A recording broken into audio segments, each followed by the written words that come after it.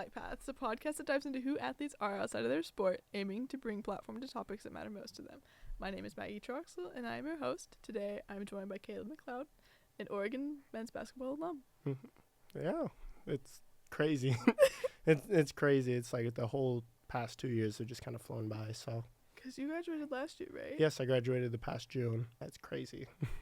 How many seasons did you do with D1? 2 seasons here. I walked on my junior year. Okay. And then obviously did all that year and then last year.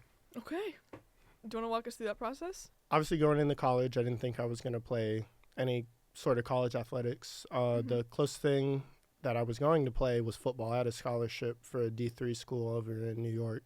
Where are you from? Everywhere. Oregon is state number 8 for me. So, okay. Yeah. But home is Hawaii. Okay. My mom's whole side's from Hawaii. My dad played football there, and they grew up there. So that's where I consider home. Dang. We've been Nevada, Texas, Ohio, Illinois, back to Ohio, New York, Hawaii here. And then my dad is currently coaching football at the University of Montana. Okay. Where in Ohio? Akron and Bowling Green. Oh, fun. Okay. Yeah. My mom is from Wellington. Oh, really? Which is west of Medina. Mm-hmm. So I would spend my summers there growing up. Wow. I showed cows at the Cuyahoga County Fair. Yeah. So whenever somebody says Ohio, I go, yeah. Where? Coming out of high school, I didn't have any offers anywhere. I really, football was my first love in terms of sports, but just something about basketball, it just really drew me in. And, I went to Syracuse my first year of college. Oh, okay. Played club basketball over there. Dad stopped working there freshman year of college. Pandemic hit. We moved back to Hawaii so my mom could be near her, grandparents. They're getting old. Yeah, I decided to go to Oregon on a whim. I've never visited, nothing. Did 2 of my first terms part-time. Transferred here full-time 2021. Did club basketball that whole sophomore year. Worked with the women's basketball team as a practice player during that year also. So I kind of got my foot in the door with everything. Okay. The next year, they let us know when walk-on tryouts were. There were 50 people that tried out, and me and Andre were the only 2 that made it. It was a 2-day process, kind of walking on. They let you know a week after if you made it, and after that, the next 2 years flew by. Yeah. What's being a women's practice player? Is that just helping out practices? You literally just go to practices, you do drills with them, you scrimmage against them. Okay. So a lot of the... Oh, that's fun. I didn't even know that role existed. Dude, it's awesome. I met Audie when I first transferred here. Audie, who played with Sabrina and all them. Still, while it was pandemic, there was one gym, Incline Sports, that a bunch of open runs at. And I met Audie through there as one of the first people I played basketball with. Okay. And she let me know, I was like, hey, you're going to school full time? I said yes. And they're like, oh, we'd love to have you as a practice player over there. Just come and try out, basically, to make sure that you're not just there to, get free stuff. And, you're going to be there. Yeah. And made it. Met a lot of people there. And met Niara Sabli, who just won WNBA Finals. Still to stay in contact with a lot of them. Tahina, who's at South Carolina right now. Taylor's playing overseas, I think somewhere in Africa. You literally just practice with them. You scrimmage against them. This summer, they invite you to open runs, so some of the football team would go. Some of the other men's basketball players would play with us. But almost like a stepping stone to getting into, your face around the basketball offices and the coaches. And, you just get good word from them. I love. What were you majoring at Syracuse?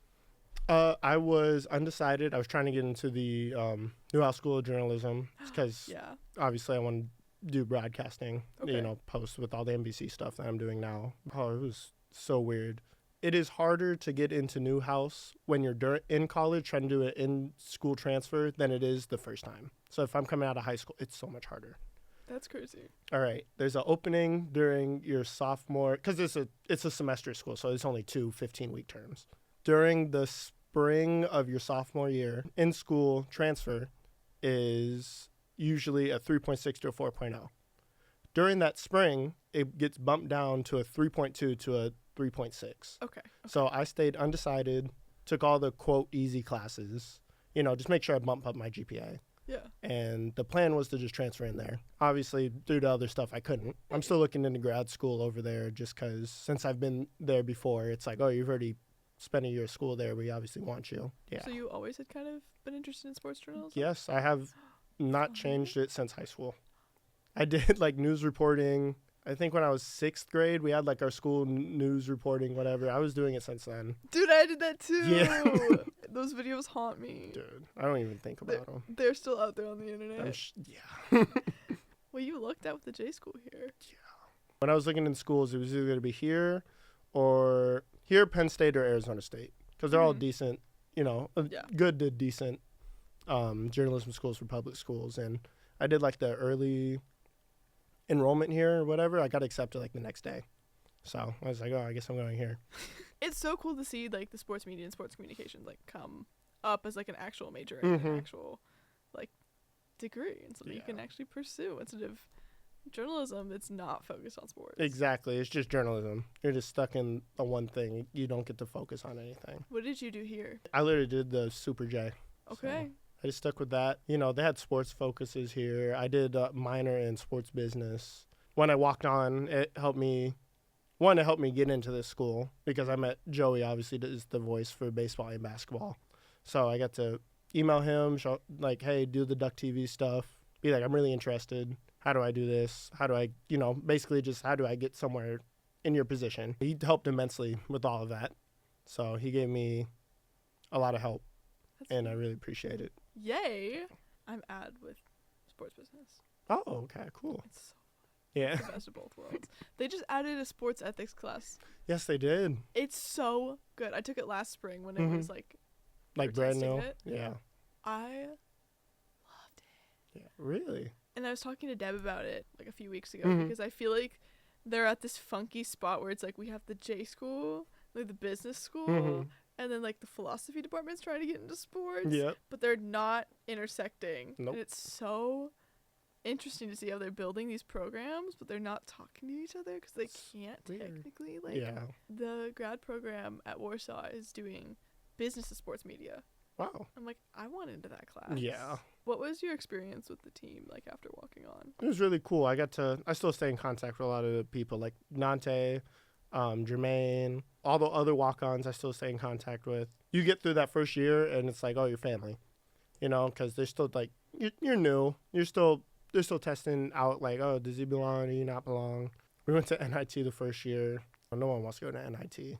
After that whole summer, spring, everyone really was like all in for this. And towards the end, it was like we weren't really sure like how the Pac-12 tournament was gonna go, and like enough it worked out. We beat all 3 teams. We made the March Madness tournament. It's almost like inspiring. It's like after seeing like the last few years how it's gone, not really sure how it's gonna work out this year. It's like, oh, we got a bunch of new people. We got all these people transferring in, transferred out. I really enjoy it. I still like if I see my coaches at a game. Like I got to work with NBC. The last thing I worked with them was the Maryland game here. Okay. So I got to see all my coaches again, and they're asking what I was up to and all that. So it was really cool. That's so fun. Really cool to see everyone, yeah. Yeah, do you want to talk about NBC a little bit? How you got into that and everything you've done with NBC? Yeah, so my first thing I got to work with was the Olympic trials. My last class with Joey at Duck TV, he asked who was staying over the summer. It was me and my friend Cam. He's like, all right, yeah, I'll get you in contact with this person. I'm really good friends with him, and it was an NBC dude. It's like, all right, if they need 2 people, you guys can work the trials. Yeah, they're like, we only need 1 person, but we'll take both of y'all because it's like, we might as well have an extra person. Yeah. Dude, that was so cool. That was really, really, really cool. So the people that were in charge of the production are the same people that run Sunday Night Football. So I got to meet all of them, Mike, Todd, Diana, Sydney, all of them. They're all great people. They just like, all right, hey, you want to go do this? Go do this. Like, my job for pretty much all of it was to light interviews for everything. So I lit almost every interview. Yeah. Yep, just with the little light panel. It was really cool because I got to see a bunch of people I used to know. Like, Mike Tirico was at Syracuse while my dad was still coaching at Syracuse, so I got to see him again. Okay. I got to see Colin Kaepernick. My dad was coaching at Nevada while he was there. Oh. So I got to see him again. Oh, that's so fun. And he remembered everyone, which is crazy. You remember my sister and my dad, mom. I got to have lunch with Snoop Dogg. The first day he showed up, I had to lunch with him. Oh yeah, we had empanadas. My job was to go get the empanadas from the catering people that are specially made and bring it back so we all had lunch. it was cool. I got to follow him around, which I got to see Colin and Sha'Carri. Yeah. They did the whole Nike World thing in the rec. They transformed the whole upstairs. Obviously, like, you were there you took pictures of Noah. Yep. So we had to see him. Dude, I met so many people. And then Terry Crews. I got to hang out with him, basically. We took pictures and all that. His last thing he wanted was caramel corn, so I brought him caramel corn to his car. Right before he left for the airport, they gave out, like, little presents at the end. They gave everyone hats, and I was like, oh, well, there's only, like, 3 hats. So Diana's like, oh, don't worry, what's your address? She sent me a whole, like, Sunday Night Football package of, like, a jacket and a hat and a whole bunch of other stuff. Oh, that is so fun. Yeah. It was really, really cool. They're all cool people. Like, I can still text them right now, and they'll answer. And they passed our name on to for the football season, so we got to work. Me and Cam worked Boise State, Ohio State, and Washington. Ohio State game was fun because the very first game we didn't do all the stuff on the field. Yeah. But the Ohio State one, we got to go on the field for the whole thing. I lit the Dan Lanning interview for that, so that was cool. I got to light both coach interviews. Dude, it's crazy. It just keeps, like, it's a cycle. You do good here, you do good there. Yeah. You connect with these people. You make sure you text them after. You make sure you, like, stay in contact with them.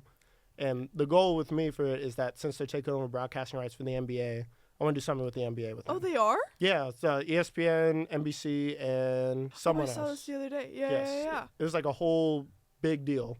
And they're going to take over all the broadcasting stuff next year. So I'm hoping to do something with them. Stay in contact with the right people. Yeah. Did you do anything else for the Olympics outside of trials? Outside the trials, no. Okay. I got in the newspaper for carrying the gigantic Eiffel Tower that they have. I feel like trials was just a whirlwind and, like, the weirdest thing ever. Every single day you'd whip that golf cart through. Early. Diana told me every morning.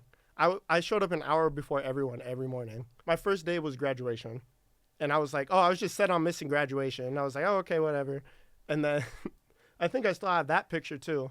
She let me go to graduation. Yeah. Right? She printed out my grad picture and hung it up on the cabinet up in the truck. So I think my picture's still up there somewhere. That's funny. It's hilarious. She was very funny. She was a very funny person to work with. Like, in a great way. Yeah. But she was just like, it was the most random side quest. You go, like... That's the best part, though! It was really fun. It was really, really fun. I love my side quests. I had to go get ice, which is why I was driving the golf cart. Of course. We went to go get pizza for all the workers. I had to stay late, and all the engineers and all that. We drove the golf cart all the way to Tracktown. One of the kids I coach, his dad is the co-owner of Tracktown. Oh, that's so fun. fun. I got it set up with that. Yeah. I was like, all right, we're just going to get the pizzas. I was like, I'll text Trey's dad. Went, came back. I had to wait 40 minutes because they closed it and they have to do their sweeps or whatever. Me and him were just sitting outside in the golf cart for 40 minutes with like 18 pieces. Bro, they would get upset over the like randomest thing. I was allowed one time to go through. It's like, oh, you can go out. You can't come back in. I'm like, dude, it's like 7 a.m. Where am I supposed to go? It's like, oh, the gates open at 8. I'm like, dude, I can't do this. Yeah. Like, I have something to do. If I text my boss this, she's going to be pissed about something. Yeah. Dude, they just were like... There was a day that I got there at 8:50 and the gates open at 8:55 and they made me stand there and wait. They're crazy. They were crazy. I did not like them. I don't have a problem with waiting. Yeah. Nothing changed in those 5 minutes. No. And it's not like it was the first day. Oh, no. You know what I mean? Like, they're the same exact people that saw you the day earlier. I don't know how many times we drove that golf cart to Market of Choice. It was at least 3. We had to get special waters or whatever for inside the truck, right? They wanted some, like, I don't even know, Perrier sparkling water for the inside of the truck, right? We had to make sure that was stocked. Okay, the funniest one was we had to deliver we put little snack baskets in the trucks because they can't leave while they're working, right? Yeah. About the production team. Yeah. Diana sends me to the biggest important truck during the, what was it? A test or something? Like a test right before they do the actual broadcast. Mm-hmm. Bro, I got yelled at so bad. Don't do this right now. Don't do this right now. What are you doing? Right? I walk out. I go and Diana, I'm like, Diana, they told me never to do that again. And she's like, what? I was like, you sent me in there while they were going. So she started doing it. Jenny's the girl's name. She's like the top producer for all of it. So like she does most all the football stuff, like all the major football stuff. She did a lot of the WWE podcasts. She did like all the WrestleMania, so like all their biggest stuff. Okay. So She's been working there a while. Mhm. Bro, she was so pissed. And I'm just like, I just started. I'm just a newbie. I don't know Dude. what's going on. I'm sorry. But she apologized later. Like, it was just heat of the moment thing, and I could understand that. Like, I'd be a little upset too. Like, I could imagine this is a really big thing for them. They're on edge for this. All the NBC stuff, all the people I've worked with, no one's been bad. I appreciate that they're so willing to talk about, like, how do you get to the place you want to get. All of them start in the same position. It's called, like, a runner position. Yeah. So, like, all of them, like, we started here. Yeah. Like, Sydney's the biggest one that travels with the Sunday night, and she does the Kentucky Derby and all NASCAR stuff. She's like, yeah, I was a runner for, like, 3 years, and I did this, and I finally got offered a job. Yeah. So there's, like, actual uplift in that, and I can really appreciate that. If you could do coverage for any team right now, what would it be? Oh, Cavs. I'm a Cleveland fan. Cleveland or Arizona. Cardinals. Okay. Those are my two. Obviously bias any Hawaii team. I do. Of course. Those would be the three. Fun. Yeah. Oh, you coaching. Talk me Yes. through that. So a week after the basketball season ended, Mhm. one of my friends, Terrell, that I met when I first transferred here, Okay. he texted me like, hey, come to one of my practices. I have this new AAU program he started. Like, For the people who don't know what's that. it is travel basketball. So during the summers, spring, basically non-high school season, you know, there's a bunch of different clubs, a bunch of different programs that, like, you travel across the country, you travel to different states, and you just play a bunch of tournaments. Yeah. Basically to get them exposure to, like, college coaches. So a big one a lot of people are familiar with is EYBL circuit. So Nike's big basketball circuit where all the good Nike people go. All the head coach. So, like, Coach Altman wasn't out of practice during the summer last year because he went to this EYBL camp in Georgia called Peach Jam. Mm. They get all the special shoes. They get all of that stuff. All these, like, I don't even know where it ranges from. For that, I think it's specific to high school. Right now, during the winter, we coach 6th through 8th grade. Okay. So, you know, you'll have, like, 6th, 7th graders going to EYBL stuff if they're good enough. What's AU? So AAU is American Athletic Union. Travel basketball basically is just the umbrella for it. Yeah. I coach. Our primary team are going to go into their sophomore year of high school. Right now they're in 9th grade doing their first year of high school basketball. Mhm. We just got accepted into a shoe circuit. So any of, like, the big brands, so, like, Nike, Adidas, Puma's the one that we got accepted to. Under Armour has one. A lot of NBA players have teams under that. So for the Under Armour one, I think Trae Young has a team. Oh. He partnered with, like, Blake Griffin. I know Chris Paul has a gigantic Jordan one that one of our players luckily got invited to one of his camps for that. Terrell's main goal with it was to give kids a place that in the Eugene area to just show the talent over here. Because most of the basketball talents, like, and rightfully so, is in Portland. Yeah. It's just such a big basketball market. That's where it is. And then the big shoe teams, the biggest one is Seattle Rotary, which is one of Trae Young's teams. Okay. So we just wanted to fill, like, the middle spot of, like, oh, the high schools around here that need, you know, some exposure on how good they are or not. You know, you can do it right here at home. Mhm. So we got kids from North Eugene, Sheldon, Trey's at Thurston. I think we're going to have a kid from Churchill this upcoming 15U. So 15U is like 15 and under. That's what the kids can go on. So if you're 16, you can't go on that. You know, 16 and under. Dude, it's really fun. I think the most fun tournament we went to a Vegas tournament for 4 days. Mhm. And, like, they got second place out of 48 teams.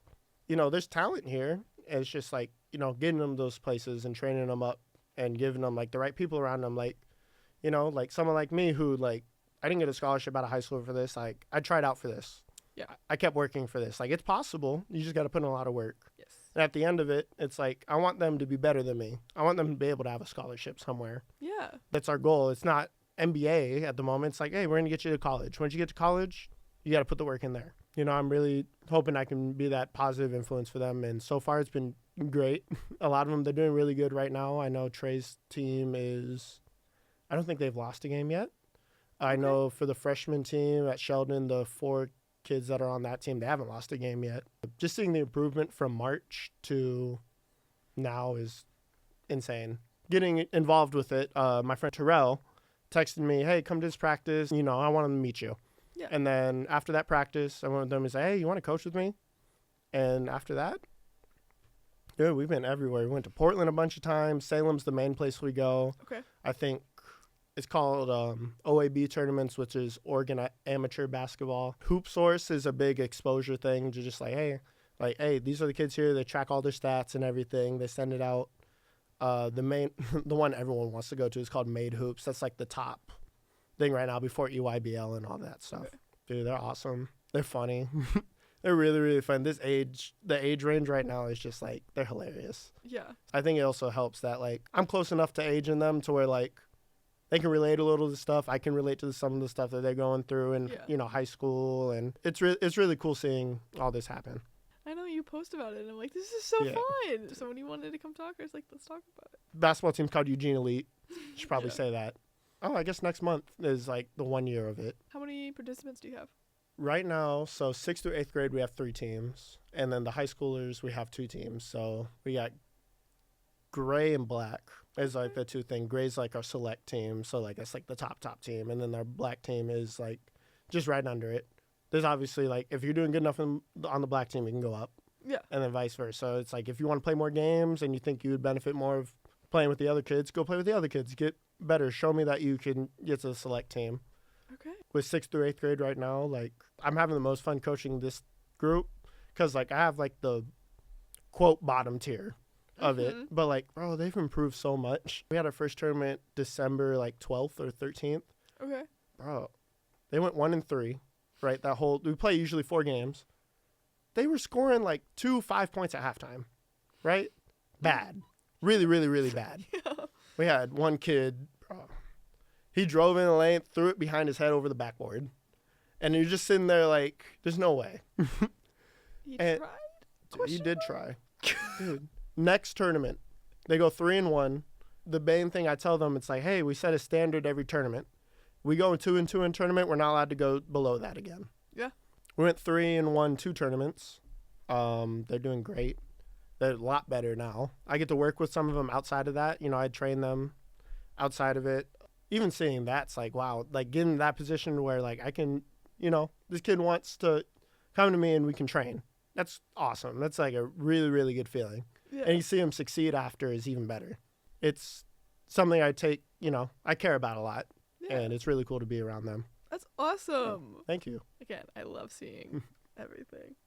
I always love thinking about like how people can plug in different places. It's so hard to make it in this industry when you don't have a way in or like any sort of portfolio content.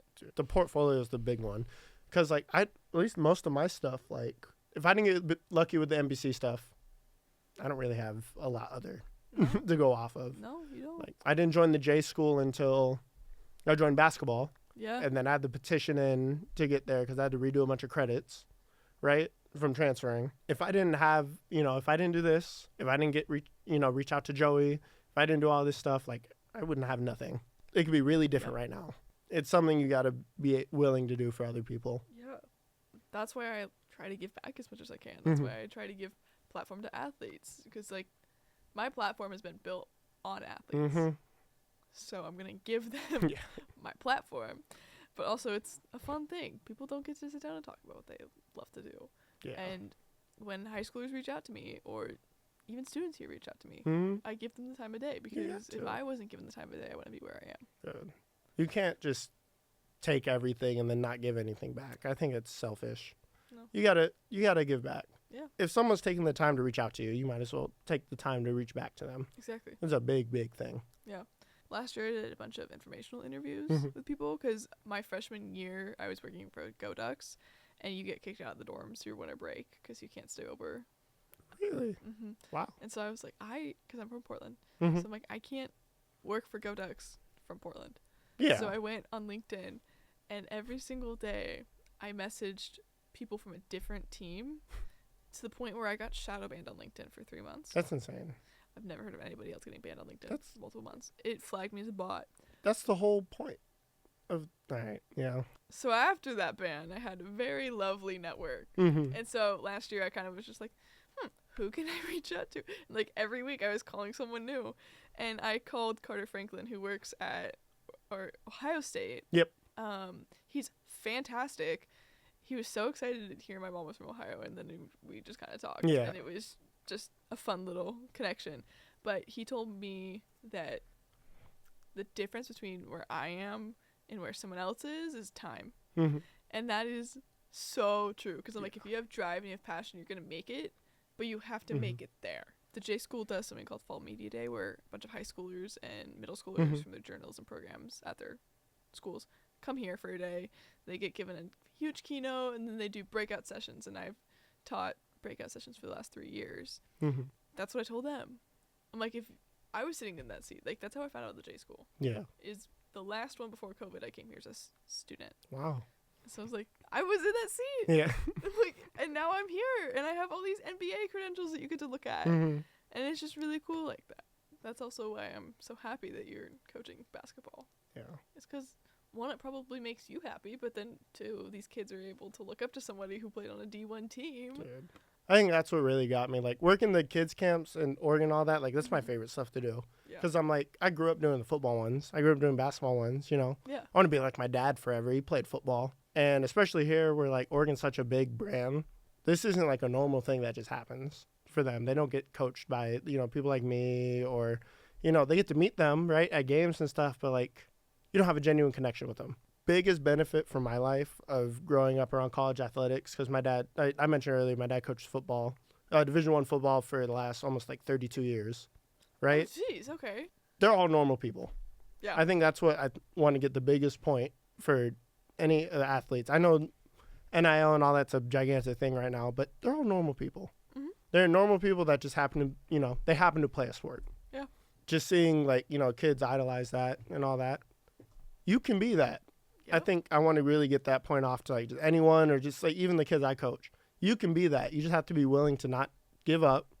You know, your situation might be like me, where you have to go walk on. Yeah. Or your situation is hopefully better where you get a scholarship somewhere. Yeah. You got to be willing to put into work. I'm very happy I can do stuff like that because it's super, super cool, and I love it. I think it's interesting hearing how you went from football to basketball and also the walk-on. Because, like, when I talked to Atticus for the first episode, he was a soccer player and then began kicking. Yeah. And then he walked on, and then he's now scholarship starter. And it's just, like, crazy. I know, but it's so cool to, like, hear these stories because I'm like, the media might cover it or be like, oh, you're a walk-on, but they don't go in depth. Yeah, it's, like, a label.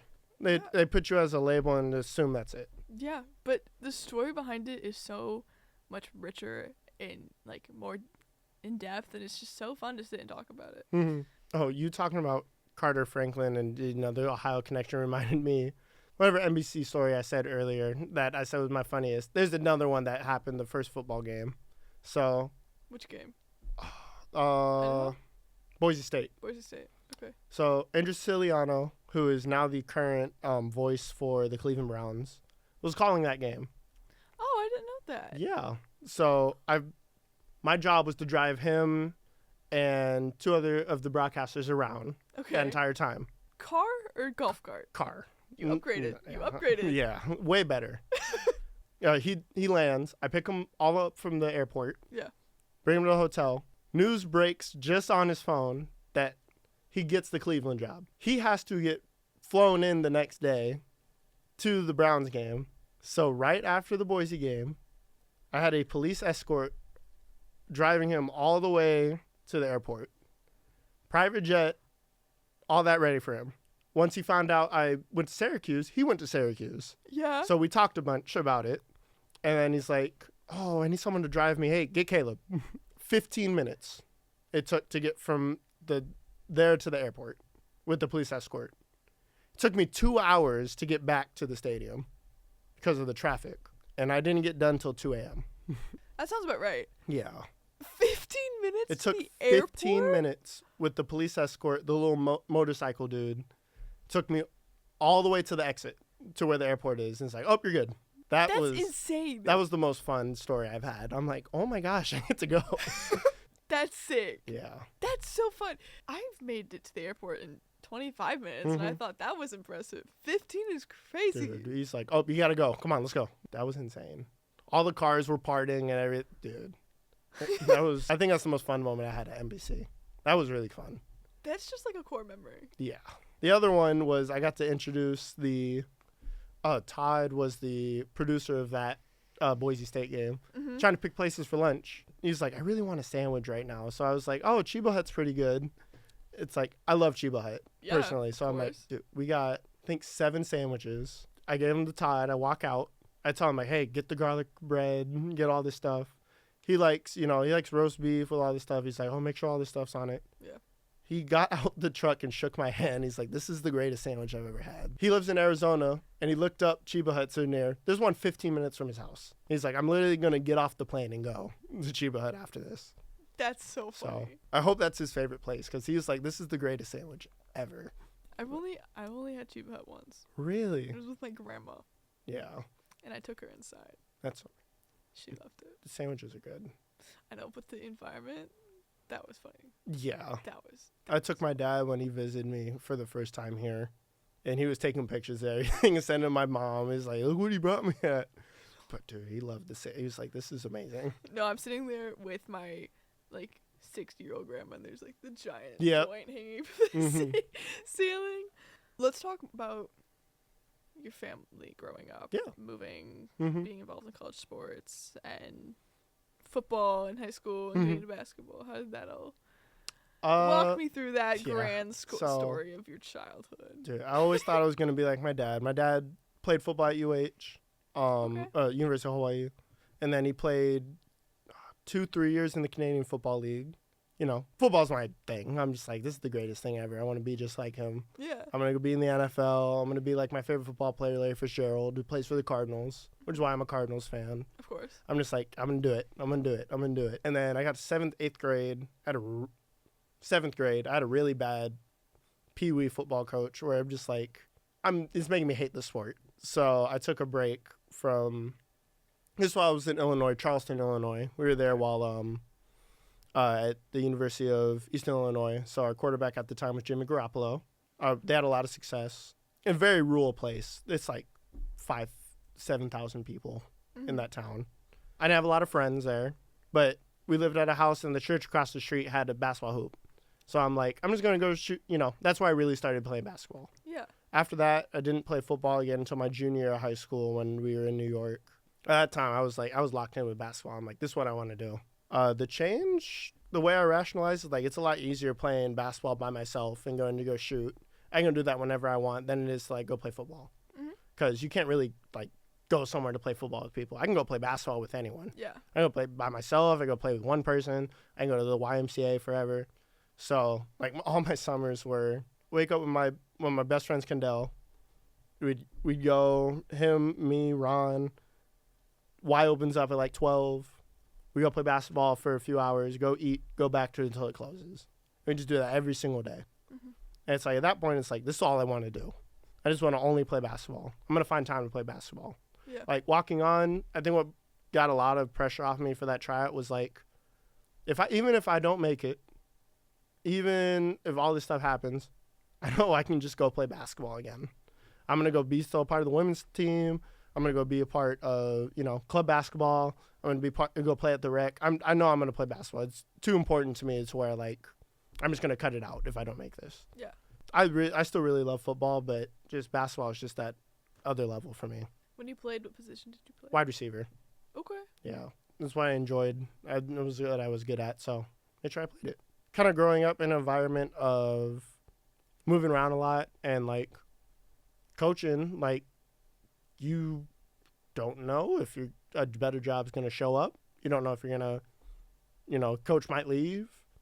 And lucky enough for us, when the coach leaves and goes to a bigger place, they usually want to take their staff. Yeah. Which led to moving around a lot. We were at Nevada. My dad worked there 2001, 2007. 2004, they were like, all right, hey, look, hey, we got to let you go. We're hiring someone else, right? They sold the house. They're trying to think of what they're going to do next. And he gets a call from the head coach at the time. And he's like, hey, the guy decided not to take the job. We want to have you back. And they're like, we already sold the house. I grew up in a completely different house than the one they had after that. But it's coaching changes like that. They can just have you back. That was the longest we've ever been somewhere was Nevada. How long was that? I was adopted. Okay. So from when I was 2 weeks old to when I was in first grade. Okay. Every other place was 3, every 2-ish years you move. We were at Baylor. We were there for 3 years. I got to see Robert Griffin during the trials again, so that was cool. Oh, that's I still have my little fun. jersey and everything. I found it and all that. 3 years, move. Akron was 9 months. We were there for 9 months. Went to Eastern Illinois for 2 years. I feel like 9 months is enough time in Akron, Ohio. Yeah, I don't want to go back. Yeah, but that's where I started, like, paying attention to NBA. So that's why I became a Cavs fan. Of course. Left for Eastern Illinois. 2 years, moved to Bowling Green. 2 years, moved to Syracuse. Syracuse was 4 years, but then we moved to Hawaii. Hawaii was 2.5 years because of COVID stuff. Yeah. Then, he's at Montana. This will be season 4 for him, I think. Missoula is so pretty. That was the first time I got to be home for more than, 2 days because of NCAA rules. The last 2 years, I had to be back on Christmas for practice. We had practice. Oh, we lost to Utah Valley my first year. That was bad. Coach was pissed. We had practice 8 to midnight on the 26th. I had left Christmas morning that day. Make sure I was back in time. That practice was awful. But then next year, we actually had it on Christmas. This time we won our game. And the big thing was we're not losing to Utah Valley again. We're not losing to Utah Valley again. We're not doing this. You played them 2 years in a row? I believe we did on that right before. Because after that, we played USC and all them. Okay, so just preseason. Yeah. Okay. That practice went a lot better. But it was still on Christmas, which was oh, this kind of sucks. Yeah, I got to be there for 10 days. Uh-huh. And that was the longest I've been home in a really long time. Because I think I've spent every summer here either working or, basketball I had to be here for. I didn't know basketball did summer. Yeah, they do summer workouts. You get I think my last year was 18-day break. But that was August 1st to whenever. You're a mandatory 2-week break. You have 8-hour weeks. So you do 1 hour in the weight room, 1 hour on the court. Well, obviously 8 hours, you can only do 4 days a week. Yeah. Really. It was funny because some days they would be we're going to go on an extra day. We're going to split the practice to 45 minutes. And then all the practice is going to be 45 minutes so we can do one more extra day. And you're just kind of this is insane. We had practice 4th of July and people were planning to go back because a lot of our teams from Portland, Mookie and Jackson, KJ would go up with them. Mm-hmm. Corey, who's now the assistant coach at the University of Idaho, he's from Portland and Vancouver area. Yeah. They're planning to go back for July 4th stuff. But we had practice, it was at 12. So right in the middle of the day. And you're I can't really do anything. It all ended up paying off. Obviously, we had a lot of success last season, and they're still having a lot of success this season. So give your sacrifices where you can. It's all good stuff. Fun. Yeah. Talk me through winning Pac-12s after walking on. From walking on to then winning. Oh, it was your last dude, championship. It was insane of especially after that first year of oh my gosh, we're in the NIT. It was crazy to watch you guys go NIT to Pac-12s. We lost to Colorado twice. Mm-hmm. The day before senior night against Utah, we lost to Colorado. We got swept by them. Beat them in the championship for that. Beat Arizona after we got swept by them. Mm-hmm. Who did we play at first? UCLA, I think we played first. It was either that or Washington State. I'm pretty sure UCLA. I think it was UCLA. Yeah, but we beat them. We're a 4th seed in that. Coach is always hey, we did it. We did it this year. We did it this year, 4th seed. We really we bought into this. Yeah. And I think everyone just bought into it. Jermaine's playing his best basketball. Dante's playing his best basketball. I guess for me personally, I got to work with Jermaine and Corey throughout the whole year. Jermaine needs help, someone playing defense on him. Mm-hmm. Before games or just his pregame ritual. I got to be a part of that. Yeah. And seeing him do super well the last few parts of the season, I'm wow, I contributed to this. And then he's ready for draft stuff. I get to work with him to the spring and then part of the summer with that. Seeing his success through that, I'm wow, it's I'm contributing. Going from a role that a lot of people would label oh, you're just on the bench. Or yeah, you walked on and that's all cool, but you're not playing or you're not doing all that. You still contributed. I'm contributing. I'm there. I'm doing all the practice stuff. You're still part of the team. Yeah, exactly. So my high school kids, a lot of them still don't believe, I didn't play in high school. My high school coach was not a great person in terms of how he treated people. My best friend Kendall, I mentioned earlier, he transferred because of him because he was starting state when they went to state his sophomore year. And randomly, he starts 3 games, he gets those wisdom teeth out, doesn't play again the rest of the year. One of my friends I played basketball with is now the head coach at my high school.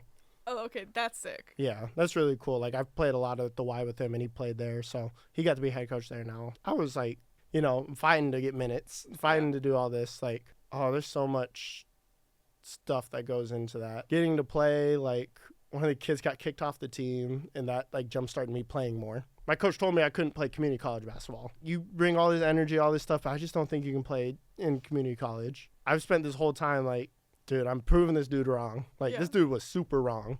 And I have all these other people telling me, like, yeah, he was wrong. I'm like, I know. And I tell my high school kids, like, they see that, like, you average this many points, you do this stuff in high school. I'm like, yeah. It's like, but you played at Oregon. I'm like, I know. I kept trying. I didn't let one person define me. And Good. You shouldn't.